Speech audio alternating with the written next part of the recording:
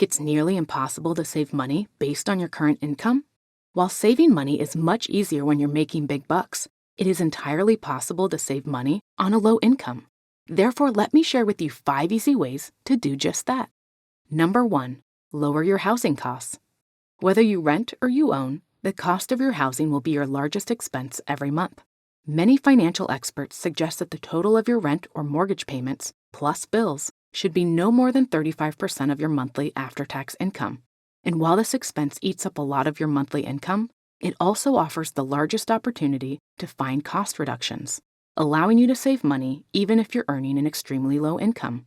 Now, it's important to address how this can be done from both a renter and homeowner's perspective. So no matter what your living arrangements presently are, you'll be able to use these tips to start making dramatic improvements in your overall savings efforts. For renters, there are numerous ways you can reduce your housing costs, with the first being to find a cheaper place to live. Perhaps a single room in someone's house would be adequate for your needs, or you can get by living in a studio apartment over your current 2-bedroom setup. This may seem like making this change would be quite dramatic, but the savings can be quite dramatic as well. But if you have no desire to move, then it may be time to look into ways to reduce your current rent. Effective strategies can include negotiating an exchange of your services, like doing renovations, for a rent reduction or agreeing to sign a longer lease if it's tenant security that your landlord wants. This simple swap of goods and services can save you thousands of dollars over the course of your lease, allowing you to save money while earning an extremely low income. If you're a homeowner, then the advice is a little different. While you probably don't want to move out to save money, even small things like turning off the lights and reducing your water usage can lead to substantial savings over time. However, the best way to offset your housing costs is to rent out a room. Renting out a room in your home can easily net you a few $100s a month, which can help cover your bills, allowing you to put more money in your piggy bank at month's end. But if you don't have an extra room to rent out to offset your housing costs, then the next way you can lower your monthly costs is by tackling your mortgage payments. Here are a few ways to cut down your mortgage expense and start saving yourself a ton more money. First, start paying your mortgage on a bi-weekly rather than a monthly basis. Think about this. If you make your standard monthly mortgage payment on the first of every month, that's 12 mortgage payments a year.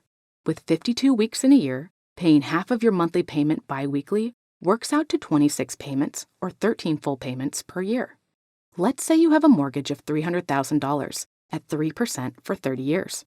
If you make monthly payments over the course of the 30 years, you will end up paying roughly $150,000 in interest.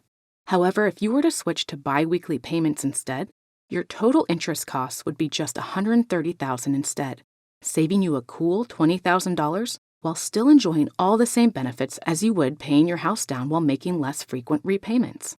The other approach you can take to reduce your mortgage costs is to refinance contingent upon the market offering low rates. Number 2, avoid unnecessary debt. If you want to save money while making an income smaller than you'd like, then you must avoid debt at all costs. This is because debt deters you from saving in 2 ways. Firstly, having debt means monthly repayments. Every month, creditors will be knocking at your door for money, which if that debt was avoided, would mean more money in your pocket at month's end. Secondly, debt is almost always associated with monthly interest charges. When you total the dollar value of your repayments and their associated interest charges, you can start to see how carrying debt can make saving on a low income a challenge. This issue is only further exacerbated when it comes to credit card debt. According to the balance, the average credit card rate is 20.47%, meaning that getting into debt is an expensive ordeal. To put this into perspective, if you're carrying the average credit card balance per U.S. adult of $6,348, which at that rate means that you're paying $1,300 in interest charges to credit card companies.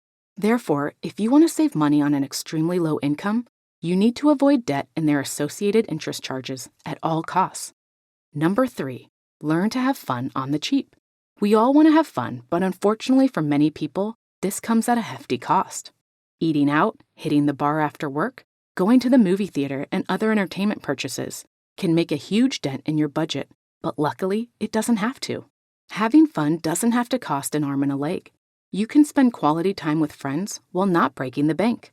For instance, you can spend time with friends by going on walks in the summer and having movie nights in or dinner parties during the winter. Doing so still gives you the social time you crave while giving you that feeling that you're doing something beneficial for your financial future at the same time, which is something to be proud of. In short, we all need to have fun, but we don't need to go broke doing it. Number 4, prioritize your spending. There's no doubt that spending money makes us feel good, but when you're earning a low income and have a desire to save, you need to be able to delineate your wants from your needs. For instance, you may want to upgrade your phone to the newest model, but you probably don't need to. You may want a new shirt to wear out this Friday night, but you probably already own plenty of good shirts. When you're not making a lot of money, you have to be extra diligent and spend only on your core expenses. So how should you draw the line between want and need items? Needs are anything that relates to your survival. These are things like food, clothes, shelter, and transportation in their most basic form. Sure, buying a Ferrari is transportation, but in its most basic form, taking the bus also gets you from point A to point B. Want items are basically anything that falls outside of your needs group. This includes anything that is an extension of things you already own. However, these definitions of wants and needs are vague, so let's go over a proven model derived from Boston Consulting Group's Growth Share Matrix that you can use to make wiser spending decisions. In order to clearly view where your priorities lie, draw a square containing 4 quadrants. Then, give them the following titles: high priority needs, high priority wants, low priority needs, and low priority wants. Once complete, start adding items you aim to buy into these boxes. This will allow you to assess where you believe these purchases lie, offering you the ability to really consider how urgent or important some of those items are. Now, of course, you can't restrict your spending to the bare minimum forever. So if you do want to splurge on a want item, here's what I suggest. Set a financial goal you want to achieve, like saving $1,000. Only once you have hit this goal can you go ahead and purchase the item you've been wanting. This technique is great for 2 reasons. First, it helps you build the habit of forming financial goals. And second, it gives you time to process how badly you want the item, as often we purchase things out of impulse and find ourselves experiencing buyer's remorse soon after. If you want to ensure you save money on a low income, you must be able to delineate your wants from your needs. Number 5, automate your savings. The final step in ensuring you save money, even on a low income, is to automate your savings. One of the best things you can do for your finances is setting up automated deductions from your pay with your employer. In essence, what these deductions allow you to do is send part of your paycheck directly into a savings account instead of the full amount going right into your checking account. When you initially set this process up, allocate 10% of your after-tax income to your savings account, and over time, aim to increase this percentage as much as you can. Now, you may be thinking that you'll never rise above a 10% savings rate, but you're probably wrong. All it takes is having the right strategy in place. According to financial psychologists, people who spend as little as 1 hour visualizing their goals and setting up automatic withdrawals to different accounts see on average a 73% increase in savings after just 1 month. When you think about it, this makes total sense. Essentially, you are being much more deliberate with your spending, and this is exactly why delineating your wants and needs is vitally important when trying to save money on an extremely low income. This saving technique is so powerful for 2 other reasons. First, it allows you to pinpoint exactly how much you want to save, which makes hitting your financial goals 10 times easier.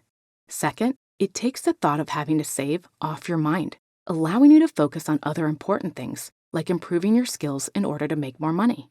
Once you have solid saving techniques in place, making more money is the #1 way to save more. And by freeing up your mental bandwidth, you'll be able to take on more work, earning more cash to boost your savings, which you can also do if you adopt the 9 frugal living tips that Warren Buffett uses, which you can watch here.